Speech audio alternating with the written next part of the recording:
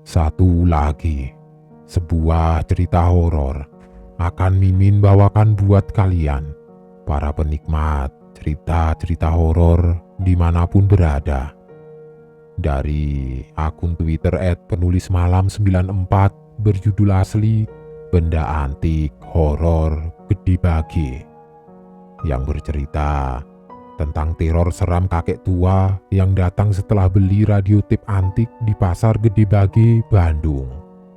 Bagaimana? Penasaran dengan ceritanya? Kalau begitu, buah duku buah delima, belinya banyak naiknya motor. Tidak usah tunggu lama-lama. Selamat menyimak dan salam horor.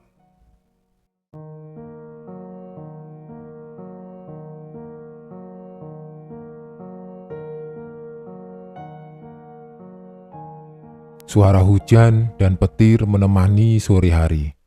Aku, Marcel, bersama Aji, Citra, dan Bella masih terjebak di Pasar Gede Bage setelah hampir seharian kami mencari barang-barang yang masing-masing kami perlukan. Aku sendiri saat itu membeli jersey Barcelona karena aku anggap kualitas bahan jersey di Pasar Gede Bage bagus. Namun harganya miring ketimbang di Pasar Baru Bandung. Bella serta Citra mencari tas maupun pakaian bekas kualitas impor namun masih layak pakai yang dijual dengan harga murah.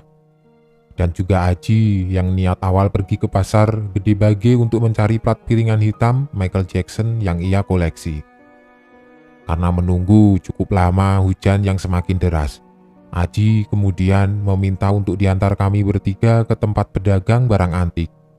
Kami bertiga yang memang sudah mendapatkan barang yang diburu, dengan senang hati mengikuti permintaan Aji. Langkah Aji kemudian terhenti di sebuah toko barang antik. Di dalam toko itu semua tampak biasa-biasa saja. Aku tertegun melihat ada beberapa hiasan patung kayu yang sangat estetik, serta ada pula barang-barang zaman dahulu yang masih tersusun rapi. Dari mulai setrika arang yang sudah dilupakan, sampai dengan radio butut yang kutafsir mungkin dari tahun 70-an. Aku seperti terbawa oleh nostalgia memori di toko itu, hingga akhirnya suara Aji mengagetkanku. "Sel, gimana menurut kamu? Ini tape zaman 1960-an loh, masih berfungsi ya?" Walaupun suaranya sudah sember dan banyak noise-nya, aku menggaruk kepala keheranan. "Ji, ngapain kamu beli tape tua? Buat koleksi doang? Atau buat kamu dengerin radio? Kalau misalnya cuma buat koleksi pajangan sih, oke. Tapi kalau kamu mau buat dengerin radio, ya lebih baik cari tape yang agak mudahan dikit tahunnya." Saranku kepada Aji. Aji terlihat raut wajahnya kekeh untuk membeli tape lusuh itu.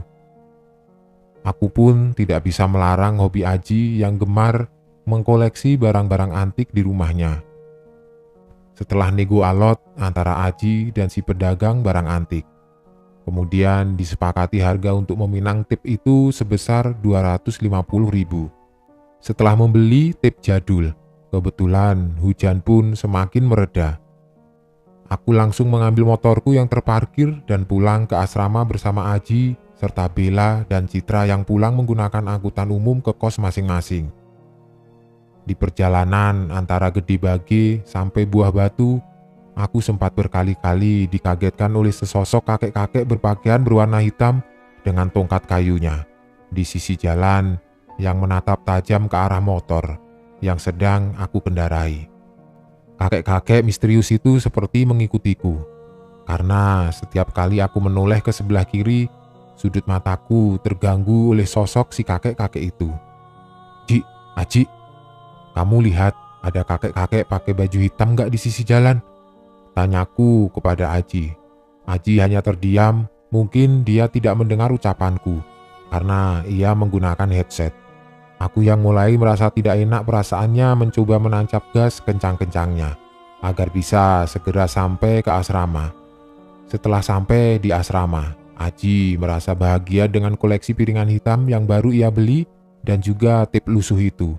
Segera membersihkannya dan menyimpan rapi di atas meja belajar kami. Aji mencoba menyalakan tape tua itu. namun hanya suara kresek-kresek yang terdengar. "Ji, kan udah aku bilang, itu tape paling juga buat koleksi, nggak akan bisa kamu pakai buat denger radio," ujarku kepada Aji yang terlihat mengotak-atik tape mencari frekuensi gelombang radio. "Lah, tadi bisa hidup kok, Sel. Ini tape-nya, kan aku cobain dulu. Mungkin harus disetel ulang frekuensi pencarian gelombang radionya." Setelah hampir 15 menit, Aji berkutat dengan tape-nya. Akhirnya, tape itu berhasil menangkap gelombang radio Ardan Bandung. Ada ekspresi lega tersirat di wajah Aji. "Alhamdulillah, akhirnya bisa nangkap gelombang juga nih tape butut," ucap Aji sambil menepuk-nepuk tape itu. Baru saja mulut Aji berujar, suara tape pun menjadi tidak jelas. Dan lama-kelamaan, terdengar suara tembang sinden dan gamelan Jawa. Ji, ngapain sih kamu dengerin kayak gituan? Ganti ah, aku kok serem ya," celotehku pada Aji. "Iya nih, aneh, masa iya langsung keganti otomatis gini frekuensinya? Jelas tadi aku setel gelombangnya di Ardan Radio," ilah Aji. Aji meneruskan mengotak-atik tape radionya. Namun lagi dan lagi semua saluran gelombang sama. Menangkap hanya satu tembang sinden dan gamelan Jawa. "Ji, matiin aja deh tape radionya. Aku lama-lama takut mendengarkan gituan," pintaku. Aji yang mulai tidak sabar. Kemudian menepuk-nepuk keras tape radio itu dan mengumpat. "Ah, sial, baru juga beli. Masa sudah rusak sih?" Di saat yang bersamaan, ada suara batuk dan suara dehem kakek-kakek. Hal itu membuat kami berdua saling pandang. "Kamu barusan batuk, Sel?" tanya Aji. "Lah, baru saja aku mau tanya kamu. Kamu tadi batuk," tanyaku kembali. Aji kemudian berucap mungkin Pak Darmini yang biasa bertugas membersihkan asrama kampus yang tidak sengaja lewat di depan kamar. Tidak lama, keanehan mulai muncul. Tiba-tiba beberapa barang yang ada di atas meja terjatuh dengan sendirinya, dan pintu kamar mandi seperti diketuk-ketuk dari dalam. Aku langsung membuka pintu kamar mandi, namun tidak ada siapapun di dalamnya.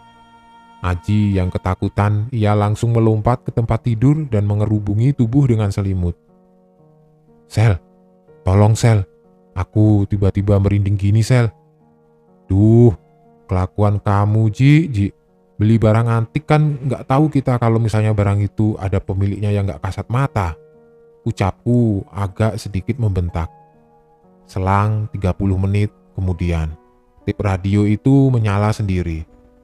Namun anehnya yang terdengar oleh kami berdua siaran berita tahun 1965.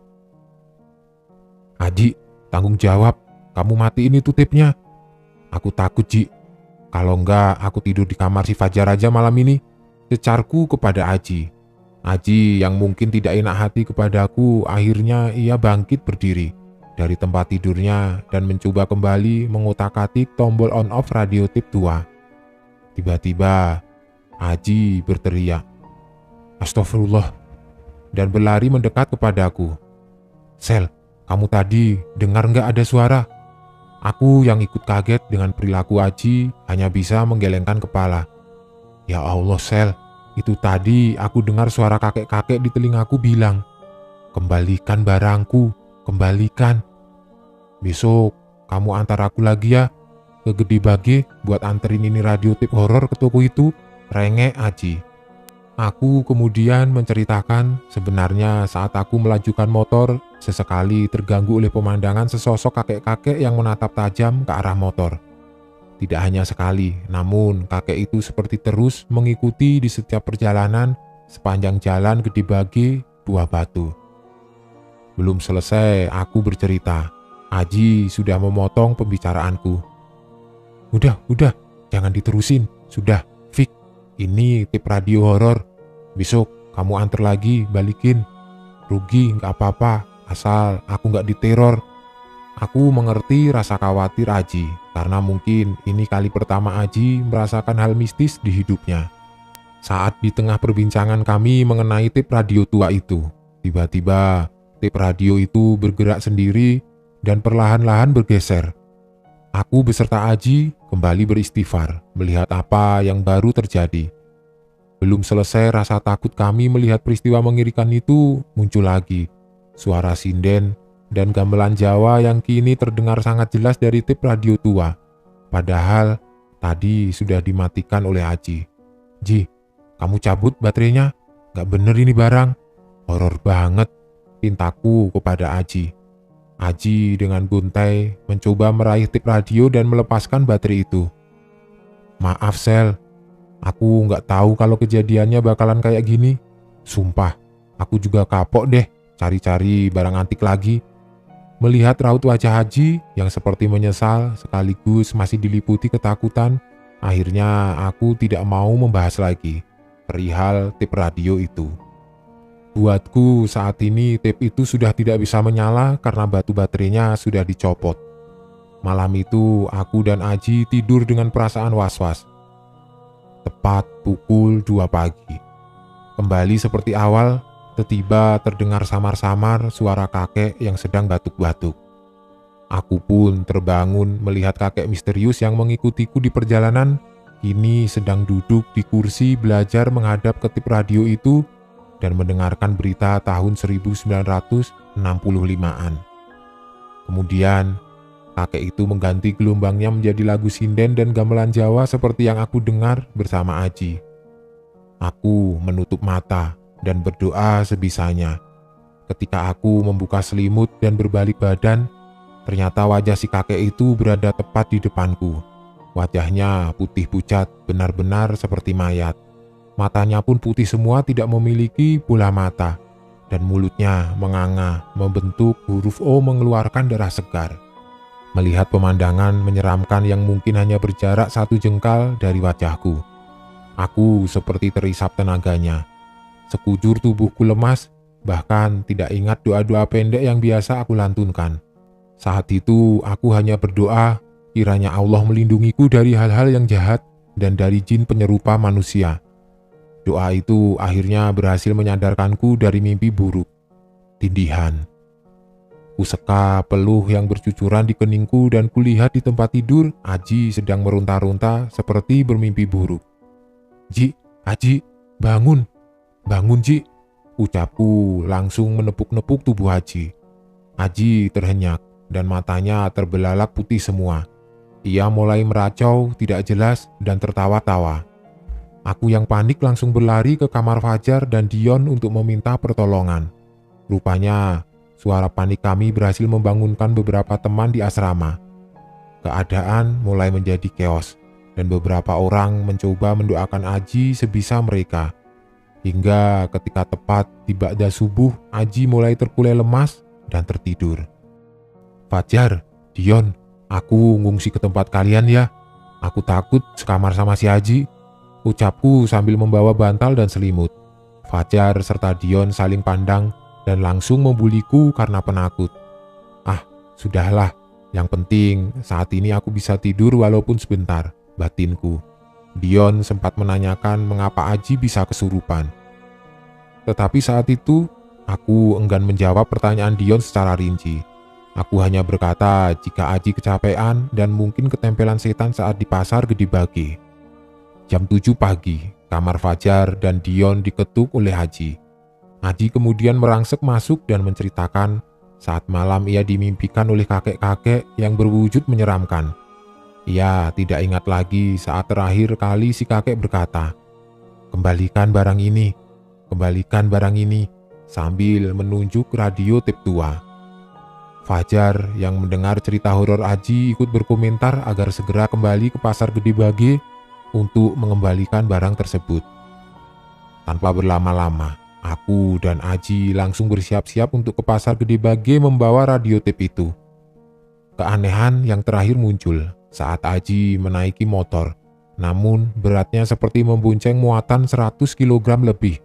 Padahal tubuh Aji ini berpostur tinggi kurus dengan rambut keritingnya yang khas. Tidak mungkin rasanya Aji memiliki beban seberat ini. Begitu batinku. "Sel, kamu bawa motornya kok pelan banget sih? Ntar kita telat lagi, ada mata kuliah jam 8:30, ucap Aji dari belakang. "Ji, motorku terasa berat banget. Ini aku narik gasnya berasa udah pol. Tapi kok masih kayak keong gini?" ucapku kesal. Aku kemudian berdoa dalam hati dan mengumandangkan sholawat Nabi, agar di perjalanan tidak ada sesuatu yang menghalangi.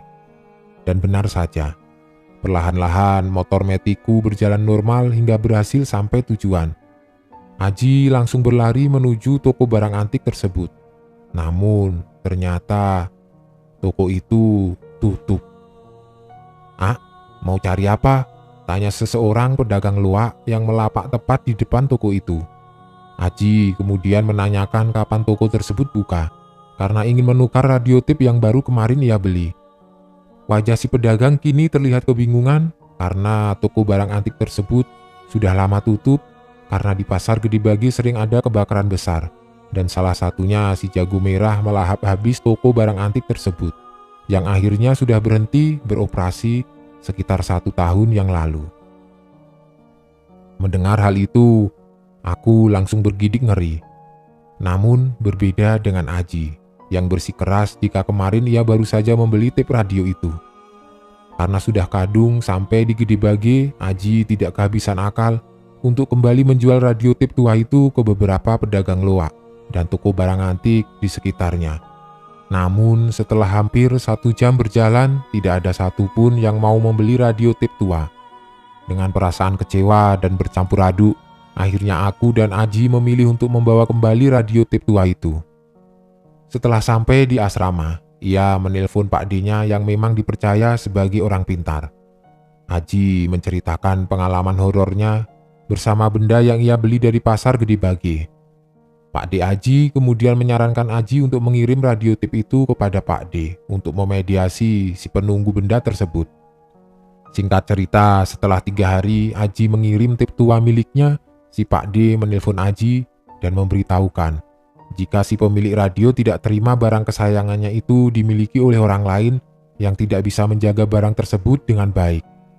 Pak D Aji pun harus memberikan ritual sebagai bentuk serah terima dari pemilik lamanya ke Pak D Aji selaku pemilik yang baru, dengan cara memberikan kopi hitam pahit dan bunga setaman. Pak D pun menanyakan apakah benda ini akan Aji bawa kembali atau tidak. Namun karena Aji yang sudah trauma dengan teror kakek misterius, Aji lebih memilih menghibahkan kepada Pak D-nya saja yang memang kebetulan menyukai benda-benda antik. Setelah radio itu diserahkan, tidak ada lagi gangguan atau mimpi dari kakek-kakek aneh yang mengganggu. Aji pun mulai perlahan meninggalkan hobinya mengkoleksi barang-barang jadul karena trauma.